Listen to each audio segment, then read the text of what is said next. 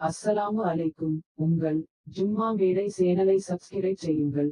Bell பட்டனை அழுத்துங்கள். அஸ்ஸலாமு அலைக்கும். உங்கள் ஜும்மா மேடை சேனலை சப்ஸ்கிரைப் செய்யுங்கள். பெல் பட்டனை அழுத்துங்கள். அஸ்ஸலாமு அலைக்கும். உங்கள் ஜும்மா மேடை சேனலை சப்ஸ்கிரைப் செய்யுங்கள். பெல் பட்டனை அழுத்துங்கள்.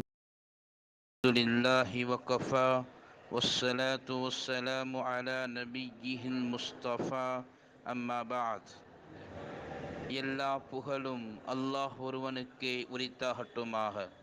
அல்லாஹுவின் அன்பும் அருளும் கண்மணி நாயகம் முஹம்மதுர் ரசூலுல்லாஹ் ஸல்லல்லாஹு அலைஹி வஸல்லம் அவர்கள் மீதும் அவர்கள்தம் சத்திய சஹாபாக்கள் பரிசுத்த குடும்பத்தார்கள் குறிப்பாக நம் அனைவர்கள் மீதும் நிறைவாக உண்டாகட்டுமாக.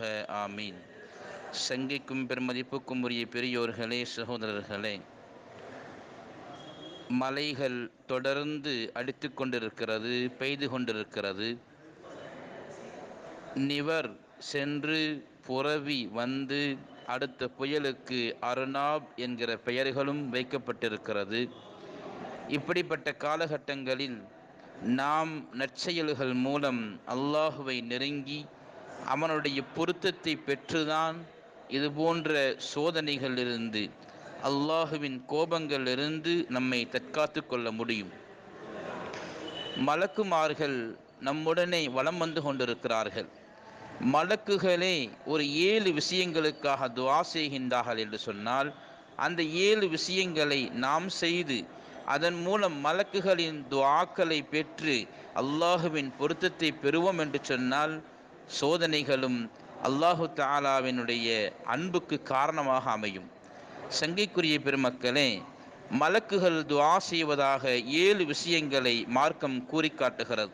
முதலாவது, தொழுகையில் முதல் சஃபில், முதல் வரிசையில் யார் அமருகிறார்களோ, முதல் இடத்தை பெறுகிறார்களோ, பள்ளிக்கு விரைவாக வருகிறார், முன்சஃபை பெற்றுக்கொள்கிறார் என்றால் அவருக்கு மலக்குகள் துஆ செய்கின்றார்கள். இன்னல்லாஹ வ மலாயிகத்தஹு யுஸல்லூன அலா ஸஃபில் அவ்வல். அல்லாஹுவும் அவனின் பரிசுத்த மலக்குகளும் முதல் சஃபை அலங்கரிக்கும் சான்றோர்களின் மீது துஆ செய்கின்றார்கள், மன்னிப்பு தேடுகிறார்கள் என்று அஹ்மத் என்ற கிதாபில் இடம்பெற்றிருக்கிறது. இரண்டாவது, பள்ளிவாசலுக்கு முன்னே சென்று ஒரு தொழுகையை முடித்து இன்னொரு தொழுகைக்காக எதிர்பார்த்து கொண்டிருக்கிறார்.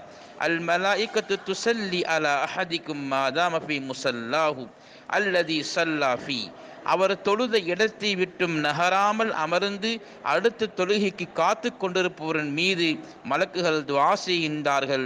மாலம் யஹ்துஸ், அவர் ஒழு முறியாத காலமெல்லாம்.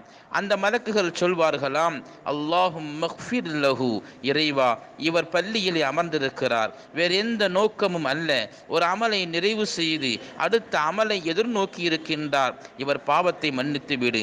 அல்லாஹும் மர்ஹம்ஹு, இவருக்கு இரக்கம் காட்டு இறைவா என்று மலக்குகள் துஆ செய்வதாக புகாரி ஷரீஃபிலே இந்த ஹதீஸ் இடம்பெறுகிறது. மூன்றாவது காரியம், நோய் விசாரிப்பது. யாரொருவர் ஒரு சகோதரர், உறவினராக, அண்டை வீட்டுக்காரராக, தெரிந்தவராக, ஊர்க்காரராக, யாராக இருந்தாலும் சரி, நோய் விசாரிக்க செல்வார் என்றால் 70,000 மலக்குகள் அவருக்காக மன்னிப்பு கேட்கிறார்கள். காலையிலே சென்றால் மாலை வரை, மாலையிலே சென்றால் காலை வரை 70,000 மலக்குகள் அவர்கள் ரெக்கைகளை விரித்து இவர்களை வரவேற்கின்றார்கள். இவருக்கு மன்னிப்பு தேடுகிறார்கள். காரணம், ஒரு நோயுற்று இருக்கிறவருக்கு ஆறுதல் வார்த்தைகள் சொல்ல, நிம்மதியான வார்த்தைகளை சொல்ல, துஆ செய்ய இவர் செல்கிறார் என்று சொன்னால் இந்த செல்கிற பிரயாணம் மிக நல்ல பிரயாணம் என்பதாக மலக்குகள் நம்மை ஆசீர்வதித்து துஆ செய்வதாக அபூதாவூத் என்ற கிதாபிலே இந்த ஹதீஸ் இடம்பெறுகிறது.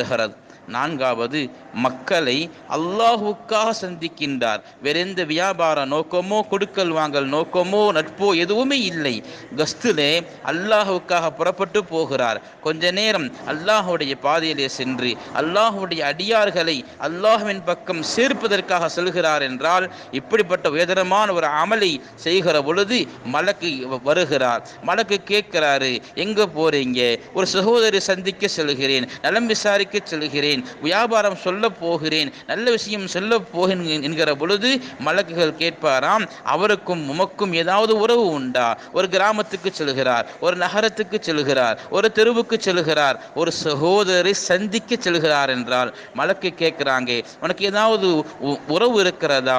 இல்லை என்கிற பொழுது அந்த மலக்கு சொல்லுகிற வார்த்தை இப்படித்தான், நீ அந்த மனிதரை பிரியப்பட்டது போன்று இன்னல்லாஹ் கத் அஹப்பக கமா அஹ்பப்தஹு ஃபீ, நீ பிரியப்பட்ட ஈமான் என்கிற உறவை கொண்டு பிரியப்பட்டது போன்று அல்லாஹும் உன்னை பிரியப்படட்டும் என்று அந்த மலக்கு துஆ செய்வதாக முஸ்லிம் ஷரீஃபிலே இந்த ஹதீஸ் இடம்பெறுகிறது. ஐந்தாவது, மறைவான நிலையில் தன் சகோதரருக்காக துஆ செய்வது.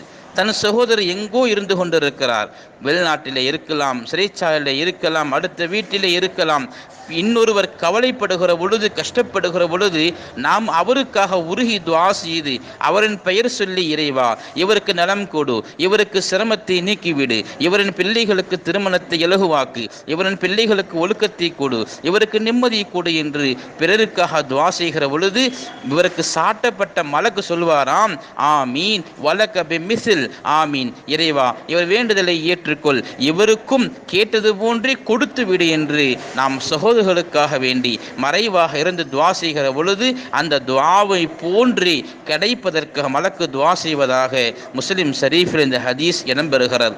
ஆறாவது, யார் தூங்குகிற பொழுது ஒழுவோடு தூங்குகிறார்களோ அவர்களை பார்த்து மலக்குகள் சொல்வார்களாம், அல்லாஹும் மக்ஃபிர் லிஅப்திக ஃபுலான், இறைவா இந்த அந்த அடியானை மன்னித்து விடு, ஃபஇன்னஹு பாத தாஹிரா, இவர் இரவு தூங்குகிற பொழுது ஒழுவோடு சுத்தத்தோடு தூங்கியிருக்கிறார் என்று யார் ஒளி செய்துவிட்டு தூங்குகிறார்களோ அவர்களுக்கு மலக்குகள் துஆ செய்வதாக இப்னு ஹிப்பான் என்ற கிதாபிலே பதியப்பட்டிருக்கிறது. ஏழாவதாக, மக்களுக்கு யார் நன்மையான விஷயங்களை கற்றுக் கொடுக்கின்றார்களோ அவர்களுக்கு மலக்குகள் துஆ செய்கின்றார்கள். இன்னல்லாஹ் வ மலாயிகத்தஹு வ அஹ்லஸ் ஸமாவாத்தி வல் அர்த் ஹத்தல் நம்ல ஃபீ ஜுஹரிஹா வ ஹத்தல் ஹூத், அல்லாஹ்வும் மலக்குகளும் விண்ணில் உள்ளவர்களும் மண்ணில் உள்ளவர்களும் எறும்பு உள்பட மீன்கள் உள்பட லயுஸல்லூன அலா முஅல்லிமின் நாஸி அல் கைர், மக்களுக்கு நல்லதை போதிப்பவரின் மீது மன்னிப்பு தேடுகின்றன, துஆ செய்கின்றன என்று திருமிதி கிதாபிலே இந்த ஹதீஸ் இடம்பெறுகிறது. சங்கைக்குரிய பெருமக்களே, நாம் அல்லாஹ்விலிருந்து அன்பை பெற வேண்டும் என்று சொன்னால் அல்லாஹுவுக்கு மிக நெருக்கமான, அல்லாஹுவுக்கு இன்றி வழிபட்டு கொண்டிருக்கிற அந்த உயர்ந்த மலக்குகளின் துஆக்களை நாமும் பெற வேண்டும். அப்பொழுதுதான் அல்லாஹ்வின் திருப்பொருத்தத்தை முழுமையாக பெற்று அவனின் அன்பை பெற்றவர்களாக, அவனுடைய கோபத்திலிருந்து பாதுகாக்கப்பட்டவர்களாக மாற முடியும். எனவே வாழுகிற காலகட்டங்களில் நற்காரியங்கள் அதிகம் செய்வோம். குறிப்பாக மலக்குகளின் துஆக்களை பெற்றுத்தரக்கூடிய முதல் சஃபில் அமர்வது, தொழுகை எதிர்பார்த்து பள்ளியிலே தங்கி இருப்பது, நோயாளிகளை விசாரிப்பது, இறைவனுக்காகவே மக்களை சந்திப்பது, சகோதரர்களுக்காக துஆ செய்வது, ஒழுவோடு உறங்கச் செல்வது, மக்களுக்கு நல்ல விஷயங்களை போதிப்பது போன்ற நன்மையான காரியங்களை முன்னெடுப்போம். எல்லாம் அல்ல இறைவன் தன் அருளால் எல்லா ஆபத்துகளை விட்டும் நம்மை பாதுகாத்து சுபிட்சமான வாழ்க்கை வாழ தன் ரஹ்மத்தை அருள்வாளிப்பானாக. ஆமீன் யா ரப்பல் ஆலமீன். அஸ்ஸலாமு அலைக்கும் வரஹ்மத்துல்லாஹி பரகாத்துஹு.